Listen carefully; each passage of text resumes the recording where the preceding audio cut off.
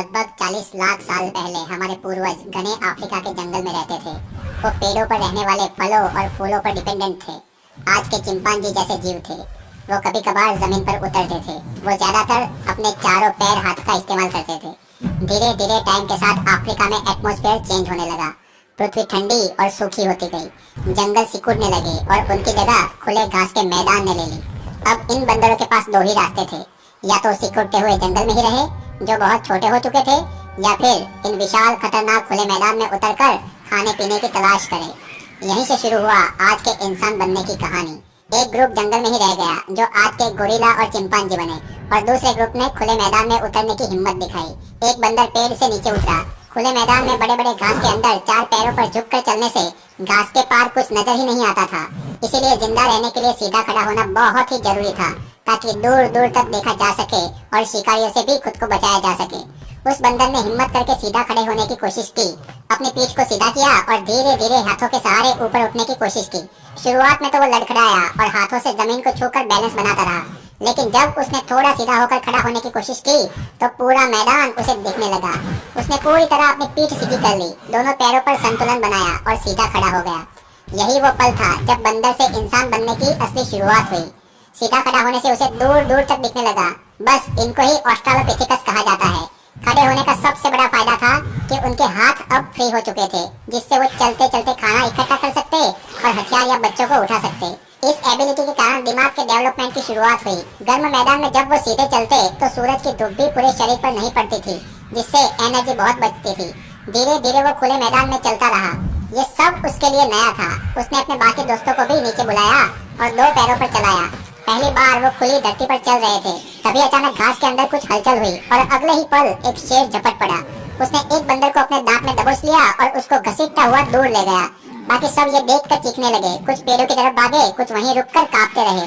सबकी आंखों में डर था, पर उस दिन उन्होंने ये सच्चाई देखी कि ये नई दुनिया खूबसूरत जरूर है, पर बेरहम भी है। शेर के हमले के बाद वो दूर जाने की हिम्मत नहीं जुटा पा रहे थे, मगर भूख ने उन्हें फिर से मैदान की ओर खींचा। एक दिन उन्होंने देखा घास के बीच में गिद्धों का एक झुंड मंडरा रहा है। जब करीब जाकर देखा तो एक बहुत बड़ा हिरन था, जिसका शेरों ने शिकार कर कर खाया था। उसे अब गिद्ध खा रहे थे। शरीर का ज्यादातर हिस्सा खाया जा चुका था, पर कुछ मांस अभी बाकी था। वो धीरे धीरे पास गए और गिद्धों को भगाया। इधर उधर देखा कि कहीं शेर तो नहीं लौट रहा। डरते हुए उन्होंने पहली बार उस जानवर का बचा हुआ मांस पहले सूंघा और फिर खाया। वो स्वाद अलग था, पर उसमें ताकत थी। पहली बार उन्होंने महसूस किया कि ये खाना उन्हें ज्यादा एनर्जी देता है और भूख भी लंबे समय तक नहीं लगती। यही उनकी नई चालाकी थी। वो अब सिर्फ डरने वाले जीव नहीं रहे, बल्कि मौका देखकर जीना सीख रहे थे। धीरे धीरे यही समझ उन्हें आगे चलकर शिकार करना सिखाने वाली थी। अभी तो वो एक टाइप के नेचर के क्लीनर जैसा काम कर रहे थे। वो ऐसे ही शिकार किए हुए जानवरों को ढूंढते और अपना पेट भरते। समय के साथ साथ उनके पैर मजबूत होने लगे थे। शरीर भी अब झुका हुआ नहीं था, इससे वो तेज चलते और दौड़ सकते थे। उनका दिमाग थोड़ा और विकसित हो गया। रात का समय सबसे भयानक होता था। खुले मैदान में ना तो पेड़ की छांव थी, ना कोई सुरक्षा। कई बार शिकारी अचानक झपटता और किसी न किसी को अपना शिकार बना लेता, लेकिन हर नुकसान के साथ उन्हें एक सीख मिलती। जब मैदान में खतरे बढ़ने लगे तो उन्हें समझ में आ गया कि खुले मैदान में रात बिताना मौत को बुलावा देने जैसा है। एक रात जब बिजली चमकी तो उन्होंने देखा कि दूर पहाड़ों में कुछ गुफाएं हैं। तो वो झुंड उस गुफा तक पहुंच गए और उस गुफा के अंदर चले गए। अंदर अंधेरा था, पर बाहर की तरह जानलेवा खतरा नहीं था। धीरे धीरे उन्होंने महसूस किया कि गुफा उन्हें सुरक्षा देती है, बारिश, हवा और शिकारी जानवरों से भी बचाती है। अब रात को वो गुफा के अंदर चले गए। बच्चों को बीच में रखा और बड़े चारों तरफ थे। गुफा की दीवारें उन्हें छत दे रही थी और शायद पहली बार उन्होंने अपने घर जैसा महसूस किया होगा। सुबह हो चुकी थी। गुफा के ओपनिंग पर घास हिली, पर किसी ने ध्यान नहीं दिया क्योंकि सब लोग अभी तक सोए हुए थे। एक बड़ा अजगर चुपचाप अंदर घुस आया। गुफा के किनारे पर एक जवान नर गहरी नींद में लेटा था। अजगर ने अचानक बिजली की तरह झपट्टा मारा और कसकर उससे लिपट गया। नींद से अचानक जागे उस बंदर की चीख गुफा में गूंज उठी, इतनी तेज कि बाकी सब डर गए। बच्चे रोने लगे, कुछ ने तो पत्थर उठाए, पर अजगर की पकड़ बहुत मजबूत थी। कुछ ही सेकंड में उसकी सांसें रुक गई और अजगर उसे धीरे धीरे निगलने लगा। देखते देखते उसके शरीर का आखिरी हिस्सा अजगर के भीतर समा गया और फिर वो धीरे धीरे गुफा से बाहर चला गया। सब लोग सन्न रह गए थे। कोई कुछ नहीं बोल पा रहा था। गुफा में बस सिसकियों और सांसों की आवाज रह गई थी। सूरज की किरणें अब गुफा के अंदर आ रही थी। उसी दिन उन्होंने तय किया कि अब कभी कोई भी गुफा का दरवाजा खुला नहीं छोड़ेगा और बिना पहरे के कोई भी नहीं सोएगा। उस सुबह से सुरक्षा का पहला नियम शुरू हुआ। उन्होंने सीखा कि जिंदा रहने के लिए सिर्फ ताकत नहीं, सावधानी भी जरूरी है। एक दिन जब वो खुले मैदान में घूम रहे थे तब उन्होंने देखा कि आसमान में बिजली गिरी और एक पेड़ जलने लगा। आग की लपटें देखकर सब लोग डर गए, लेकिन एक बंदर ने धीरे धीरे उसके पास जाने का डिसाइड किया। गर्म हवा ने उसके चेहरे को छुआ। वो थोड़ा और पास गया और उसने पाया कि उसके पास जाने से गर्मी लगती है। उस दिन उसने सीखा कि आग डरने की नहीं, समझने की चीज है। ऐसे ही कुछ ना कुछ सीखते सीखते दिन बीतते गए। उन्होंने पत्थरों से खेलना शुरू किया। शुरू में तो बस वो लोग पत्थरों को आपस में टकराते और आवाजें निकालते, लेकिन एक दिन जब दो पत्थर आपस में टकराए तो एक धारदार टुकड़ा टूट गया। उन्होंने देखा कि वो बहुत नुकीला है और मजबूत भी है। एक ने उस टुकड़े से फल को काटा। यही था पहला टूल। धीरे धीरे उन्होंने पत्थरों को जानबूझकर तोड़ना सीखा और उन्हें तेज बनाया। कुछ टाइम बाद वो शिकार किए गए जानवरों का मांस भी उसी नुकीले पत्थरों से काटने लगे थे। पत्थरों से जमीन को खोदने लगे थे।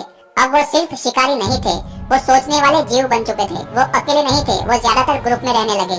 5, 10 या 15 के ग्रुप में। हर किसी का काम था। कोई बच्चे की देखभाल करता, कोई खाने की तलाश में जाता या फिर कोई पहरा देता। वो समझ चुके थे कि साथ रहना ही उनकी सबसे बड़ी ताकत है। एक दिन झुंड मैदान के किनारे फल खोज रहा था कि अचानक शेर छलांग लगाकर बाहर आया और उसकी दहाड़ से सब कांप उठे। कुछ पीछे हटे और बच्चे डरकर चिल्लाने लगे। शेर ने झपट्टा मारा और एक मादा को गिरा दिया। पहले तो सब भागना चाहते थे जैसे हमेशा करते थे, लेकिन इस बार कुछ अलग हुआ। झुंड के सबसे बड़े नर ने चीखते हुए पत्थर उठाया और पूरी ताकत से शेर की तरफ फेंका। पत्थर सीधा शेर के सिर से टकराया। शेर गुस्से में दहाड़ा और फिर उसकी तरफ बढ़ा, लेकिन अब वो अकेला नहीं था। बाकी सबने भी देखा और सबने बड़े बड़े नुकीले पत्थर उठाकर शेर पर फेंकना शुरू कर दिए। उन्होंने चारों तरफ से पत्थर फेंकना शुरू किए। कुछ पत्थर शेर को लगे और कुछ उसके पैर के पास गिरे। एक बड़ा पत्थर उसके चेहरे पर जा लगा और वो पीछे हटने लगा, पर झुंड अब रुका नहीं। थोड़ी देर की लड़ाई के बाद वो जमीन पर गिर पड़ा। वो छटपटाया, फिर शांत हो गया। कुछ पल के लिए सब लोग सन्न रह चुके थे, क्योंकि उन्हें यकीन नहीं हुआ कि उन्होंने इतने बड़े शिकारी को हरा दिया है। फिर धीरे धीरे सब एक दूसरे की तरफ देखने लगे। वो दिन उनके जीवन का एक नया मोड़ था। उस दिन उन्होंने समझा कि ताकत अकेलेपन में नहीं, एकता में होती है। अगर वो साथ रहे तो किसी भी शिकारी से लड़ सकते हैं। उस दिन शाम को जब सूरज डूबा तो झुंड गुफा के बाहर बैठा था। आसमान लाल था, हवा में शांति थी। बच्चे खेल रहे थे और बड़े पत्थर के पास बैठे जैसे किसी जीत का जश्न मना रहे हो। वो पहला दिन था जब उन्होंने अपने डर को हराया था। पहली बार किसी शिकारी से भागे नहीं, बल्कि उसका सामना किया और उसे मार गिराया। अब उन्होंने मिलकर शिकार करना स्टार्ट किया, जिसमें वो छोटे छोटे जानवर जैसे खरगोश और पक्षियों का शिकार करने लगे। एक देखता, दूसरा पत्थर फेंकता और तीसरा पकड़ लेता। हर बार जब कोई सफल होता तो पूरा ग्रुप खुश हो जाता। रात को वो गुफा के अंदर बिताते, जिसके ओपनिंग को वो पत्थरों से बंद कर देते थे ताकि कोई शिकारी अंदर ना आ सके। उन्होंने कुछ आवाजें तय की, एक खतरे के लिए, एक खाने के लिए और एक बुलाने के लिए।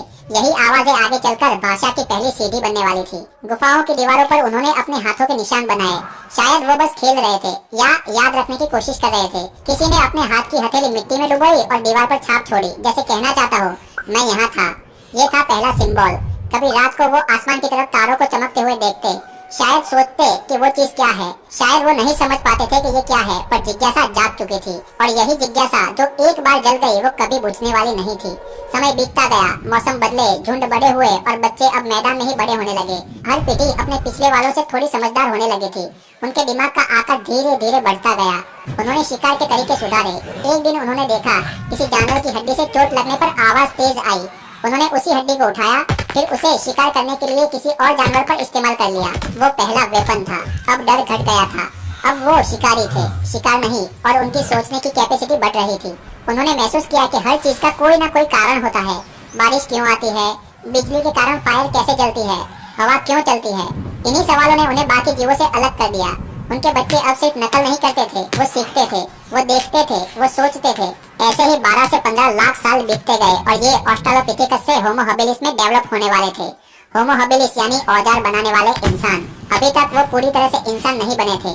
इसके सेकंड पार्ट में देखेंगे कि कैसे ये लोग ऑस्ट्रेलोपिथेकस से होमो हैबिलिस में डेवलप हुए और उसके बाद उन्होंने क्या क्या किया, क्या सीखा, कब और कैसे पूरी